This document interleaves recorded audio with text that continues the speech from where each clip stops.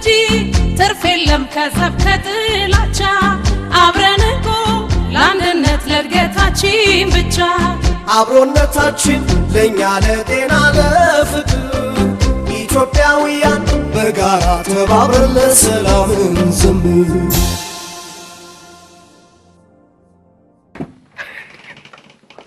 እንዴት ናችሁ? እንኳን ደህና ናችሁ?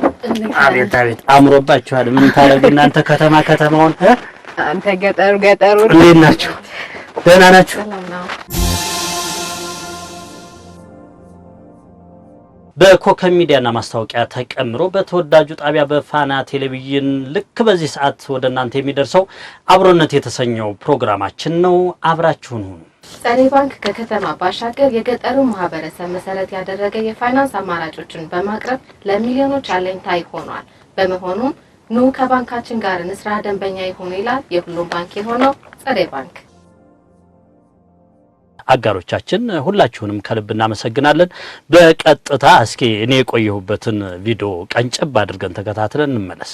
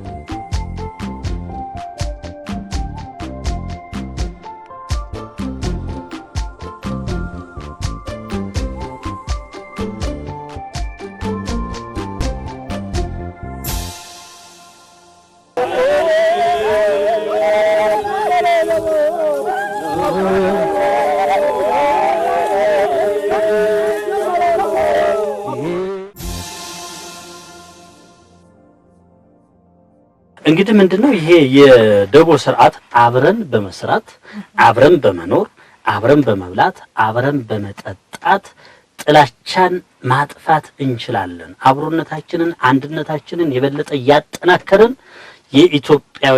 የኢትዮጵያን እድገት እናፋጥናለን። ስለዚህ መስመራችን ይሄ ነው። የሚሻለን ፍቅር ነው፣ የሚሻለን አንድነት ነው የሚለውን የበለጠ የሚያጠናክርልን አንድ ትልቅ እሴት ነው። እንግዲህ ስልጤ አካባቢ ያየ ነው። በመተባበር ምን አጨዳ ላይ በጥሩ ሞራል እያቀነቀኑ ሲያጭዱ አይተናል። ሴቶቻቸው ደግሞ ለነሱ ሞራል ጉልበትም እንዲሆናቸው ስንቅ አዘጋጅተውላቸዋል። በመቀጠል የምናየው እሱ ነው የሚሆነው።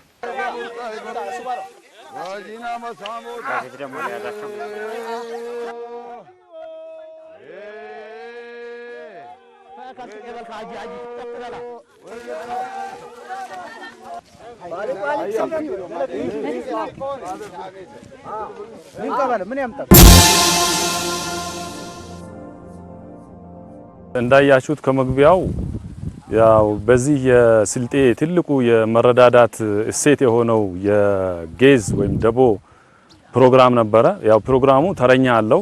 ዛሬ ተረኛው ጋር ነው መተው ጧት በየአቅጣጫው ተረኛው ጋር መተው ሲሰሩ አይተናል። የሚሰሩበት ሂደት አሁን ሲዝናል ስለሆነ ይሄ የጤፍ አጨዳ ወቅቱ ስለሆነ በወቅቱ ጉዳይ እዚህ ጤፍ ላይ ተገኝተዋል እንጂ ይሄ የጌዝ ስራ በተለያዩ ስራዎች የሚሳተፉበት ነው። ቤት በመስራት እንደ እድሮች ላይ በመሳተፍ የተለያዩ እድሮች ላይ በመሳተፍ በሰርግ በተለያዩ ነገሮች የሚሳተፉበት ስራ ነው። ስለዚህ ዛሬ ያው ተረኛው ጋር መጥተው ይሄን የምታዩትን ጤፍ አጭደውለታል። ሲያጭዱ የነበረውን ሁኔታ አይታችኋል። ብዙ እንትን ነው ያለው ውስጡ ላይ የሚናገሯቸው ንግግሮች አሉ። ምግብ አሁን ቅድም ያያችሁት ነገር ለምሳሌ ዋጄ ጎተ ሀውጄ መሳሞተ ብለዋል። ይሄ ማለት ዋጄ ወንድሜ በጣም ኩራ፣ ይሄን ሁሉ ጤፍ አጭደንልሃል፣ ስለዚህ ጠላቶችህ ዛሬ ኩምሽሽ ብለው ይገቡልሃል የሚል ነገር ነው በእንትኑ የተናገሩት ያው እያሞገሱትም እየሰሩ ነው። ሌላው ትልቁ ነገር ሻሜታሽ ጢገይ ሀምጨምጬ ዲበይ አሏት። ይሄ ማለት ያው ሻሜታው በጣም ይጣፍጣል፣ ስለዚህ ያመጣሽ ጨምርልን። ሌላ ነበር ባይጣፍጥ ኖሮ ሌላ የሚሉት ነገር ነበረ። ስለዚህ እሱን አላሉም። ዛሬ ጥሩ ነው፣ ሻሜታው ምርጥ በመሆኑ አምጨምጬ ዲበይ አሏት። ያው እሷም አምጥታ ቶሎ ብላ ደስ ብሏት አምጥታ ጨመረች። ስለዚህ ስራው ውሎ ነው። አሁን እየተሰራ ያለው የመሰናበቻ ምግብ ላይሆን ይችላል። ስለዚህ ውሎ ከሆነ ጌዝ ሁለት አይነት ነው። ከሰዓት ጌዝ አለ፣ ከሰዓት በፊት አለ። ከሰዓት በፊት ያጠናቁና ለየስራቸው የሚሄዱበት ጌዝ አለ። ይሄ የውሎ ከሆነ ደግሞ በቦታው በስራው ቦታ ምሳ ይበላሉ፣ እንደዚህ ይበላሉ። መጨረሻ ማታ ደግሞ ሲሄዱ ምሳ ይበላሉ። ስለዚህ አሁን ያየነው ምናልባት የውሎ ስራ ከሆነ ጌዛቸው ስምምነታቸው ነው። አሁን ስምምነት ነው ጌዙ። አንድ የከሰዓት በፊት ጌዝ ሊጨምሩ ይችላሉ። ሌላው ደግሞ የሙሉ ቀን ሊሆን ይችላል። ባስ ሲልም ደግሞ ከሰዓት በኋላ ብቻ ሊጨምሩ ይችላሉ። ስለዚህ እንደዚህ ተሰባስበው ይበላሉ። ከዛ በኋላ ወደ የውሎ ከሆነ ወደ ዳግም ወደ ስራቸው አርፈው እንደዛ ሞቅ ብለው የሚሄዱበት ሁኔታ ነውና ያለው አጠቃላይ ዛሬ ያየነው ነገር በተለያዩ ስራዎች የሚተገበር ነው። በተለያዩ ተግባራት የሚተገበር ነው። ሃይማኖት ልዩነት የለ፣ ምን ልዩነት የለ። ስለዚህ በጋራ ሰርተው በጋራ ሌሎችን የሚረዱበት ነው። ዋናው ነገር ደግሞ ትልቁ ነገር አሁን በዚህ ጌዝ ውስጥ የማትሳተፍ ግን የሚሰራላት ሴት ልትኖር ትችላለች። አቅመ ደካሞችም ሽማግሌዎች የነሱ ቲሞች የቲም ልጆች አቅመ ደካሞች እንደዚህ አይነት ባሎቻቸው ወደ ዘመቻም የሄዱ ሴቶች ቅድሚያ ነው የሚሰጡት። እንደውም ከራሳቸው ቅድሚያ ይሰጧቸዋል። ቅድሚያ ሰጥተው የሚያነሷታል። አሁን ዛሬ የተሰራላት የቲሞች የያዘች እናት ምንም የምታስበው ነገር የለም። ጤፉ ተነስቶላታል፣ በቆሎ ተነስቶ ይገባላታል፣ ሌሎች ሰብሎችም ተነስተው የሚገቡበት ሁኔታ ነውና የሚኖረው አለን እዚህ በስልጤ ማህበረሰብ ለማለት ነው። ቪዲዮቹን እንግዲህ እንዳያናቸው ነው። ሎሌ ቆንጆ ቆይታ ነበር ያል። አዎ እንግዲህ እንዳያችሁት አሁን የደቦ ስርዓት ነው። ደቦ እንግዲህ ለሀገራችን የኢኮኖሚ እድገት ወይም ለአንድ አካባቢ እድገት የራሱን አሻራ ያስቀምጣል። በተናጠል ከመስራት ይልቅ በጋራ መስራት፣ በህብረት ተባብሮ በአንድነት በአብሮነት መስራት ውጤታማ ያደርጋል። ዛሬ ያንቺን ሰብል ወይም እርሻ ወይም አጨዳ ይሁን ውቂያ ምናምን የምንለውን ነገር በህብረት ሰብሰብ ብለን ብንሰራ ነገ ደግሞ ኔጋ ይሆናል። በአንድ ቀን በጣም ብዙ ስኬታማ የሚያረጋንን ስራ መስራት እንችላለን ማለት ነውና ይህ አካባቢ ያየነው እንዴት አብሮ እንደሚኖር፣ እንዴት አብሮ እንደሚበላ፣ እንዴት አብሮ እንደሚሰራ ያየንበት ነው። ለኛ ለኢትዮጵያንም የሚያስፈልገን ይሄ ስለሆነ ማለት ነው። እውነት ነው። በተለይ በግብርና አካባቢ የሚሰሩ ሰዎች ደግሞ አብዛኛውን ያው እኛ ሀገር ዘመናዊነቱንም ማሽነሪዎችን መጠቀምም ያን ያክል ልምድ አቅሙም ብዙም ስለሌለን ወቅት ጠብቀን ነው የምንሰራው። ዝናብ ሲመጣ እናርሳለን። ከዛ ደግሞ የሆነ ወቅት ላይ አረም ይኖራል፣ የሆነ ወቅት ላይ ወደ አጨዳው እንሄዳለን።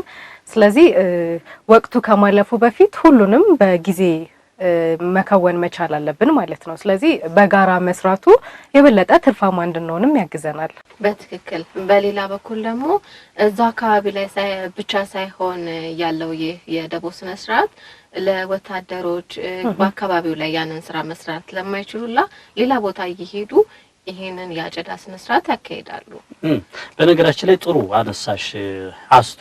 ቅድሚያ የሚሰጠው እንደውም እዚህ አካባቢ ላይ በጣም ያስገረመኝ ምን ያክል እኛ ኢትዮጵያውያን ማንነታችን፣ ስብዕናችን፣ መረዳዳታችን ከፍ ያለ እንደሆነ የምታዩት ቅድሚያ የሚሰጠው ለአቅመ ደካሞችና ወይም ለወታደር ቤተሰቦች ነውና ይሄም አንድ ትልቅ እሴታችን ነው እንደ ኢትዮጵያ ነው።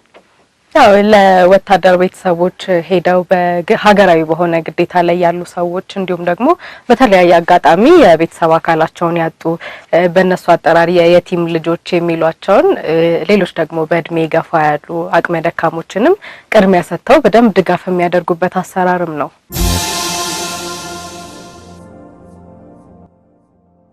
ከማስታወቂያው ተመልሰናል። እዚህ አካባቢ ሴቶቹ አካባቢ ደግሞ ምን አለ? ይሄኛው ደቦ እንዳለ ሆኖ የወተት ቁብ አለ። በጣም ያስገረመኝ አጋጥሞኝም አያውቅም። እዚህ የመጀመሪያ ነው። የወተት ቁቡ እንግዲህ ለእንደዚህ አይነት ነገር ደቦ ሲኖር ባሎቻቸው ደክመው ውለው ወደ ቤት ሲመለሱ ወተት ያገኛሉ። ከድካማቸው እንዲያገግሙ ያደርጋሉ። ነገ ለአዲስ ስራ በአዲስ መንፈስ በአዲስ ጉልበት እንዲያዘጋጁ ራሳቸውን ያደርጓቸዋል ማለት ነውና የሴቶቹም ስራ እዛ አካባቢ ላይ ቀላል አይደለም። ምግብ እሱ ብቻ አይደለም። ምግብ አሁን ለምሳሌ አስቴር ጋር የሆነ ስራ ካለ ቤት ስራ ሊሆን ይችላል፣ ቤት ግንባታ ሊሆን ይችላል። መሲ ያላትን ነገር አዘጋጅታ ወደዛ ትመጣለች። ነገም በእንደዛው ማለት ነው፣ በጋራ ነው እና ምንም አይነት የመስተንግዶ እጥረት አይገጥማቸውም ማለት ነው። በዚህ መንገድ ነው እንግዲህ ስልጤ አካባቢ ያሉ ሰዎች ወይም አርሶ አደሮች ኑሯቸውን የሚያከናውኑት። በጣም ደስ ይላል። እንግዲህ ደስታን ሀዘንን ብቻ ሳይሆን ስራንም በጋራ ስንሰራ የበለጠ ትርፋማ እንሆናለን። በዛው ልክ ደግሞ አብሮ መስራቱ እንዳለ ሁሉ አብሮ ደግሞ መብላቱም የበለጠ አብሮነታችንን የሚያጠናክር ነገር ነው።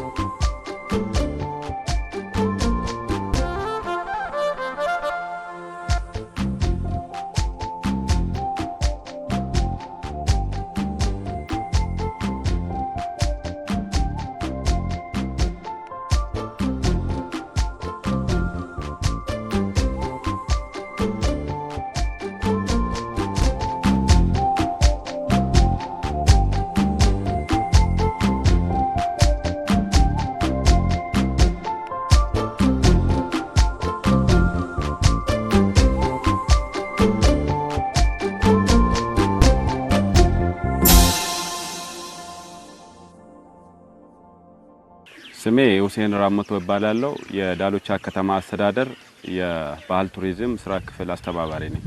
አሁን ያየን እንዳለነው ሴቶች ይዘው የሚመጡት ወተት ነው። ይህ ወተት አሰባሰብ ስርዓቱ ውጆ ይባላል።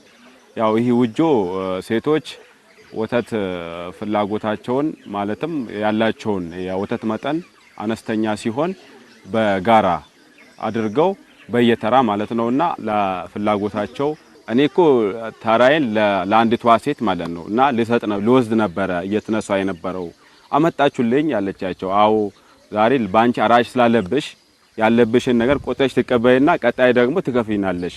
እኛ ምንም ችግር የለብንም። አሁን አንቺ ችግር ላይ ነሽና በችግርሽ ሰዓት መድረስ አለብን ብለን ነው።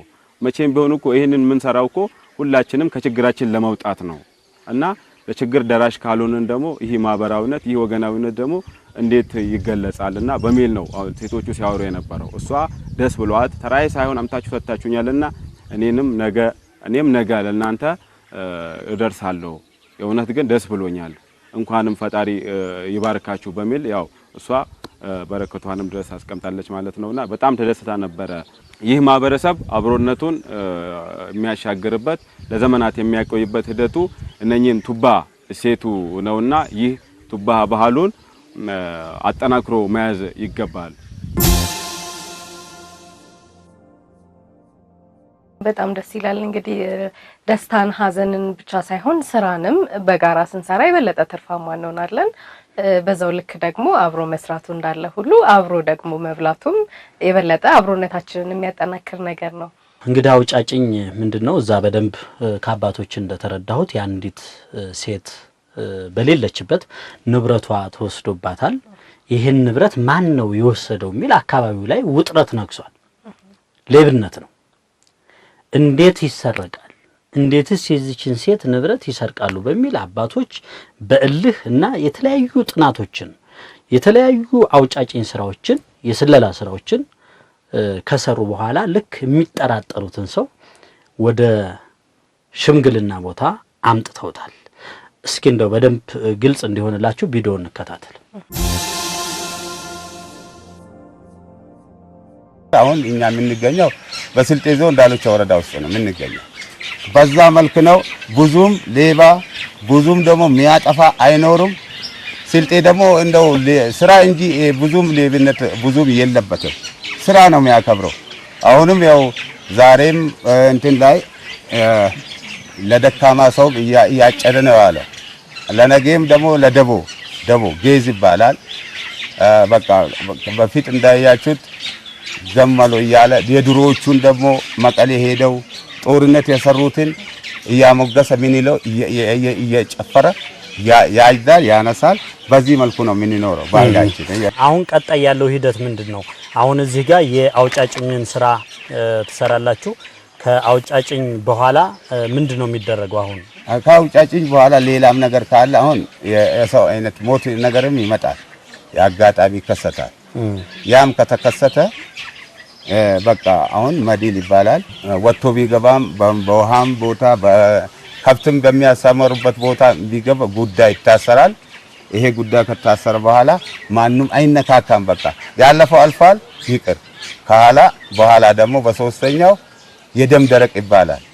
የደም ደረቅ ጎሳ ይሰበሰባል። ችግሩ የደረሰበት ቤት ይሄዳል። ችግር የተከሰተበትን ቤት ይሄዳል። ዛሬ እንግዲህ እዚህ አውጫጭኝ ቦታ ላይ ነው ያገኘኋችሁ። እዚህ ዛሬ የተሰባሰባችሁበት ምን ተፈጥሮ ነው? በጣም ጥሩ። አሁን እዚህ የተሰባሰብንበት አንድ ደካማ ሴት ነበረች ሰፈራችን ላይ። እሷ ቤቷን ዘግታ በሄደችበት ቤቱ ተሰብሮባታል። በቤት ውስጥ ያለ ንብረት አልቀራም። ሁሉ ነገር ከብቶችም ነበሩ ተወስዶባታል። በዛ ያው ሰው ተሰባሰበና አሁን ይሄ እየተፈለገ ነው። 2 ቀን ቁጭ ብሎ አሁን 3ኛ ጊዜ ነው አፈላልገን ከዚህ አካባቢው ሰው ውጭ አሳምነን ይሄንን ግልጽ እናደርጋለን በሚል ነው ዛሬ ይሄ ሰው ሁሉ የተሰባሰበው። በዚህ ነፃ አድርጎ ልክ ማን ችግር እንዳለው የመለያ ስራ ነው። አሁን ይሄ የተጠረጠረው ሰው እዚህ አካባቢ አለ፣ አብሮን አለ። እዛን ጊዜ የነበረው በአካባቢ የነበረ ሰው በሙሉ አለ። ሌላ ሰው አልመጣም፣ ከአካባቢ ሰው ውጭ አልመጣም የሚል ነገር አለ ተመርምሮ በመመራ። መልካም። ስለዚህ አሁን ምርመራ የምታደርጉበት ሰው እዚህ አለ አውጫጭኝ። ስለዚህ ወደሱ ብንሄድ እሱን ብትጠይቁት አሁን ግለሰቡ መሆኑን ለይተን ባናቀውም በዚህ ማላ እያንዳንዱን በተራ እያስገባ ሁሉም ሰው ነው የሚነሳው። ይሻገራል። እየሻገረ ችግር አለው የተባለው ሰው በራሱ ጊዜ ይወጣል ተጋልጦ። ስለዚህ ወደሱ ስርዓት ወደ ማስኬዱ ብትሄዱ ጥሩ ነው። እንደዛ ነው።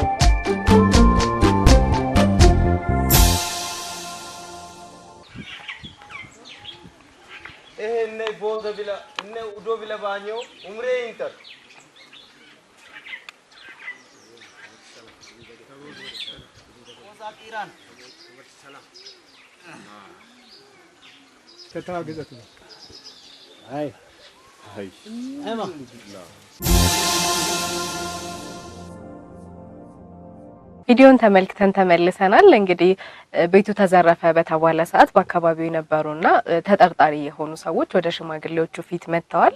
ሽማግሌዎቹ ደግሞ እንግዲህ የማጣራት የማውጣጣት ስራቸውን ነው የሚሰሩት ማለት ነው። አንድ የተማሰች ጉድጓድ አለች። በደንብ ካወሩት በኋላ ያውጫጭኙን ስራ ከሰራ በኋላ ከካዱ ያችን ጉድጓድ ይሻገሩና ይዞሩና ተሻግሮ ቁጭ ይላል። ያልወሰደ ያልሰረቀ ንጹህ ሰው ከሆነ እንደዛ ያደርጋል። የወሰደ ሰው ከሆነ ግን እዛው ጉድጓዷ ጋር ቁጭ ይላል ማለት ነው። ስለዚህ እንደወሰደ ያውቁታል አባቶች። ከዛ በኋላ የሴትዮዋ ንብረት ወደ ነበረበት እንዲመለስ ያደርጋሉ። የአውጫጭኝ ስራቸው የነዚህ አባቶች በዛ ልክ ሽምግልናው በተሳካ መንገድ ይጠናቀቃል። እንግዲህ እዚህ ጋር የምናየው ምንድነው? ሌብነትን የምናየው እቺ ሴት ብቻዋን ነው የምትኖረው። እንዴት ተደፈረች? ሴት በመሆኗ ነው ወይ ንብረቷ ሊዘረፍ የቻለው ብለው በእልህና በቁጭት ነው እነዚህ ሽማግሌዎች የሰሩት። በዚህ መሀል እስቲ ዝርፊያ የደረሰበት ዝርፊያ እኔን ብዙ ከቁመቴም ገዘፍ ያልኩ ስለሆነ አይደፍሩኝም። እንግዲህ ምናልባት ይሄን ቪዲዮ ካያችሁ በኋላ አደራ እኔ በጣም ብዙ ጊዜ ነው የሚያጋጥመኝ። የትኛውን እንደምናገር ሁሉ አላውቅም አይደል? ተዘርፈሻል? በጣም ብዙ ጊዜ ደንበኛ ያለሽ ሁሉ ባል ነበር። የሆነ ሰዓት ላይ ወደ ዩኒቨርሲቲ ለመሄድ ከቤት ስወጣ ወይ ደግሞ ከዩኒቨርሲቲ ወደ ቤት ለመምጣት ስመለስ ስልኬ ጠፍቶ ነው የምመለሰው እና አንድ ወንድሜ በጣም ተማሮ ደንበኛ ያለሽ እንዲጠብቁ የሚረከብሽ ይለኝ ነበር። አስኮ ተዘርፈሻል? ኧረ እኔ ማማሩኛል በጣም ብዙ ጊዜ እንደውም ማረሳው በሰርጌ ዋዜማ ላይ የተሰረኩትንና በጣም ብዙ ነገሮች የተበላሹብኝ ቀን አረሳው። የሙሽራነትሽ ዋዜማ የእውነት እና አሁን የሆነ በሚኒባስ የሚሰርቁት ሰምታችሁ ከሆነ አንድ ሰው ብቻ ሲቀረው ሰው ያስገባሉና ዲኮር የመጨረሻ ክፍያ ከፍዬ ስመለስ ነው ስልኬን እና አንዳንድ ነገሮችን ተሰርቄ በጣም ከፕሮግራም ውጪ ነበርኩኝና ስርቆት ሲባል በጣም ተስሚለኝ ነገር እሱ ነው። ተመልካቾቻችንም በደንብ ራሳቸውን እንዲጠብቁ በተለይም ከታክሲ መነሻዎች ውጪ መንገድ ላይ የሚጭኑ ለምሳሌ አንዳንድ ጊዜ ቸኩለን እሺ የሚያወርድ ሰው ስለሚኖር ብለን ሰልፍ ሲሆንብን አለፍ ብለን ታክሲ እንጠብቃለን። ስራቸው ይሄን ያደረጉ ሰዎች አሉ። ስለዚህ መጠንቀቅ ከዛው ከመነሻው ታርጋ በተቻለ ደግሞ መያዝ ቢለመድ ጥሩ ነውና ሌቦች በዚህ መንገድ ይዘርፋሉና የዚህ የሴትዮዋን መዘረፍ አንስተን ነው እንግዲህ ይሄን የተጫወት ነው።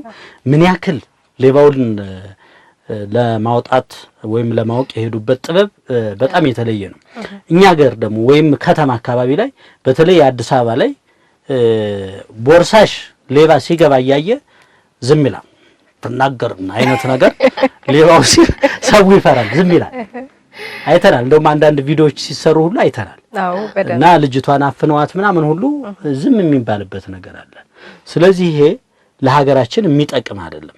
ሌባውን እረፍ ሌባ ነህ፣ ውሸታሙን እረፍ ውሸታም ነህ ካላል ነው ሁላችንም በነጻነት በሰላም የምንኖርባትን ሀገር መገንባት ስለማንችል ነው። እንግዲህ እናንተ ተዘርፋችኋል። እኔ ደግሞ ልጅ ሆኜ 10 ብሬን መርካቶ ተወስጄ እቺ ቀይዋ ጥቁሯ ቢጫ የምትባል ነበረች። እንደዚህ ይዙሽና እጅሽን የሆነ ካርታ ያሳዩሻል እና 10 ብር ወስደውብኝ ከዛ ተነስቼ መገናኛ በእግሬ መጥቻለሁና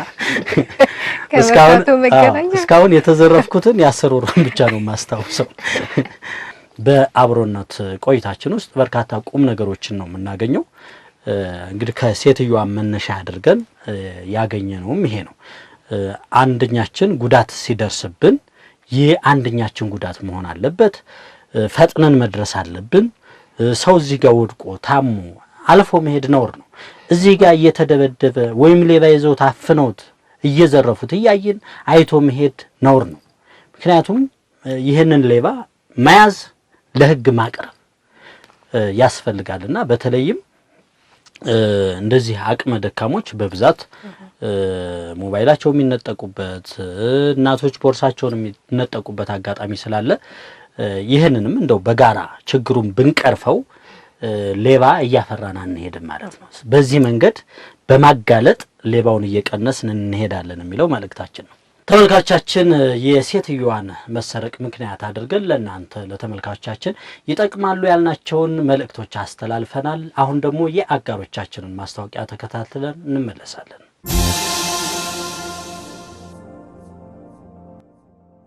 የክብር አጋሮቻችንን ማስታወቂያ ተከታትለን ተመልሰናል። ፕሮግራማችን ይቀጥላል። አብራችሁን ቆዩ። አሁን ደግሞ እንግዲህ እዛው ስልጤ ዞን አካባቢ የሁለት ወጣቶችን ድራማቲክ በሆነ መንገድ አቅርበውታል።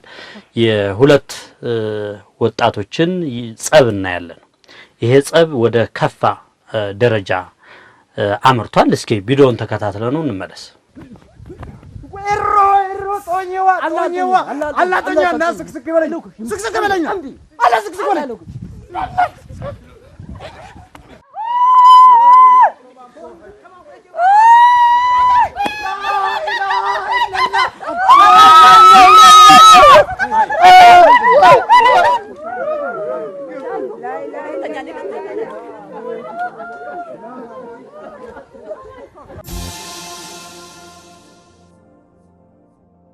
ተመልካቾቻችን ቪዲዮውን እንዳያችሁት ነበረ። ወጣቶቹ ባልታሰበ ሁኔታ ላይ በጨዋታ ላይ ያሉ ነው አንዳቸው ነፍስ የጠፋውና በዛ መሃል መደናገጥ ነበረ።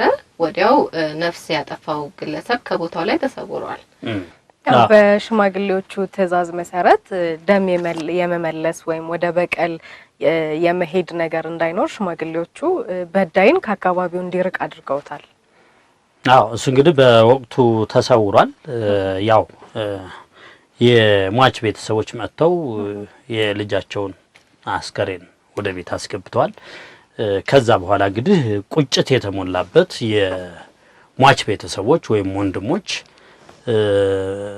ጥቃት እናደርሳለን፣ ደም እንመልሳለን ብለው በጣም በስሜት ሲንቀሳቀሱ አይተናል። በዛ ጋር ምንድነው ያደረጉት? አባቶች ነጠላቸውን አንጥፈው እባካችሁ ተው፣ አብረን የኖርን ሰዎች ነን፣ ይሄ በልጆች ጨዋታ የተፈጠረ ድንገተኛ ክስተት ነው ይሏቸዋል። እነዚህ የሟች ቤተሰቦችም ሽማግሌዎቹን ረግጠው አያልፉም ማለት ነው። ምን ያክል ለሽማግሌዎች ለአባቶች ያለንን ክብር ያየንበት ነው። ሰው ወንድማቸውን ያክል ነገር ተገሎባቸው ልጃቸውን ያክል ጠፍቶባቸው ግን ከሽማግሌዎችን ቃል ረግጠው መሄድ አላሰቡም ወይም አልደፈሩም እንዳያችሁት እና እነዛ ሰዎች ከብቶቻቸውን ልጆቻቸውን ለዕለቱ የሚሆናቸውን ጓዝ ይዘው ነው እንግዲህ የሚሄዱት ከዛ ቦታ ላይ ማለት ነው። ሽማግሌዎቹ እስከሚጠሯቸው ድረስ በአካባቢው ላይ በፍጹም አይታዩም። ሌሎች ቤት ንብረታቸውን በአጠቃላይ ትተው ነው የሚሄዱትና በዚህ ሰዓት የመዘራረፍ ምናምን አይነት ነገሮች አይፈጠሩም። የለም እነዚህ አባቶች ይጠብቃሉ፣ ያስጠብቃሉ። የአካባቢው ወጣት የነዚህን ለጊዜው በችግር ምክንያት ቤታቸውን ለቀው እንዲሄዱ የተደረጉት ሰዎች ንብረታቸው በጣም በክብር ይጠበቃል። የሟች ቤተሰብም የነዛን ቤት ዞር ብሎ አይነካም። ንብረታቸውንም ሆነ ቤታቸውን ለመተናኮል በታሪክ አያስቡም። ይሄ ነውር ነው በቃ በእነሱ ባህል ማለት ነው። እኔ ምን ተረዳው መሰላችሁ? እንደው እውነት ለመናገር ተመልካቾቻችንም በደንብ እንዲያውት የምንፈልገው ይሄ ቂም በቀል በሀገራችን ላይ በደንብ ስር የሰደደ ይመስላል። በማናውቀው ባልተፈጠርንበት እከሌ እንደዚህ ያለ የከሌ ብሔር እንደዚህ ያለ እነዚህን ጠባሳዎች እያጎላን እርስ በርስ አሁን ላይ ያለነው ትውልዶች የምንባላበት ምክንያት አለ ብዬ አላስብም። በትክክል እንዳላችሁት ነው። ከዚህ በኋላ ያለውን ደግሞ በቀጣይ ቪዲዮ ተመልክተን እንምጣ።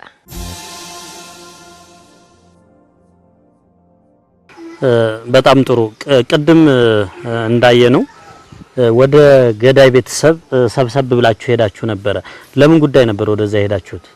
የሄድነው ገዳይ ቤተሰብ ያው በባህላዊ ዳኝነቱ መሰረት ጀርባውን ይሰጣል፣ ይሸሻል ማለት ነው። ንብረቱንም ምኑንም በቃ ጥሎ ይሸሻል። ያ ጥሎት የሄደው ንብረት ማን ነው ጠባቂ? ባህላዊ ዳኞች ናቸው የሚጠብቁት።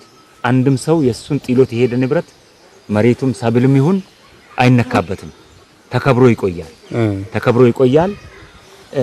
ማች ቤተሰብ ደግሞ ከባህላዊ ዳኞቹ ትዕዛዝ ውጪ ለክሶ ከመያዝ ውጪ ሌላ የብቀላ ነገር የለም። ለክሶውን ይይዛል፣ ሰብር ያደርጋል። ትግስቱን ሳይለቅ ውስጡ እየተሰማው የባህላዊ ዳኝነቱን አክብሮ እንዲጠብቅ ምቹ ሁኔታ የሚሆነው የገዳይ ቤተሰብ መሸሹ ነው።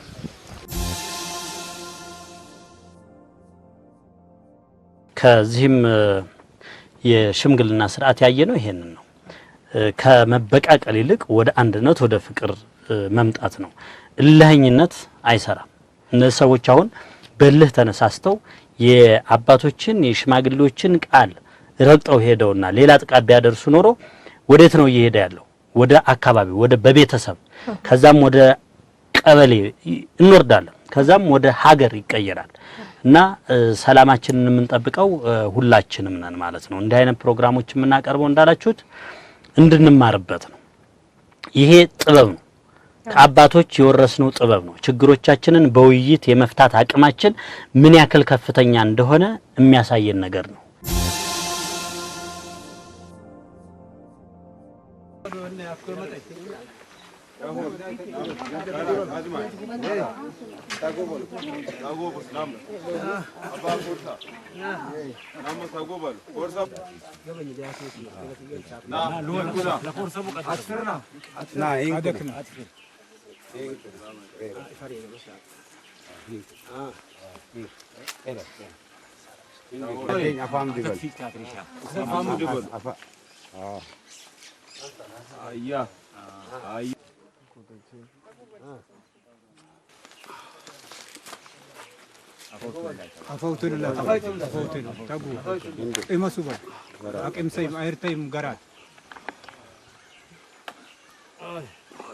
Bismillah. Bismillah. سلام بعد وقريتون بعد وقريتون الله فايت بلم الله فايت بلم اكو بسات باج تلاله فين زقان يا ربي يا الله يا الله مكين كالك هرماو ني الله يقاني يا الله اللهم صل وسلم على سيدنا واشتلوا الحمد لله بسم الله محمد بسم الله بسم الله هاي عندك هاي قرب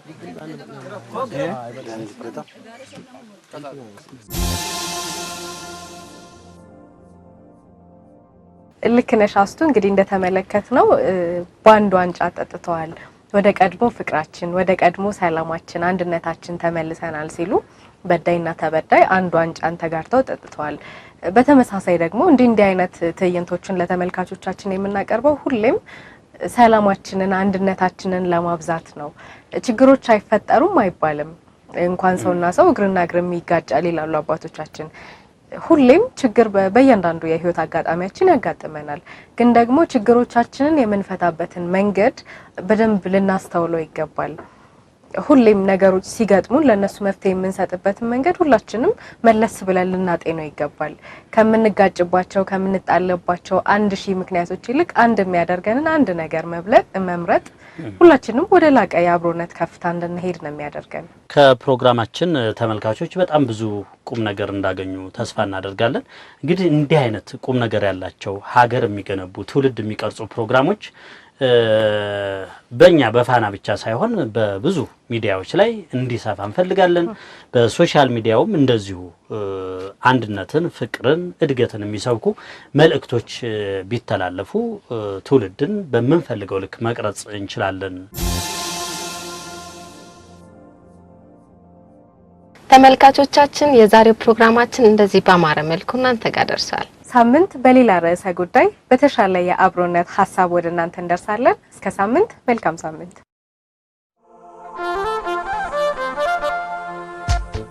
ከፍቅር እንጂ ትርፍ የለም ከጸብ ከጥላቻ አብረን እኮ ለአንድነት ለእድገታችን ብቻ አብሮነታችን ለኛ ለጤና ለፍቅር ኢትዮጵያውያን በጋራ ተባብረን ለሰላም እንዘምር።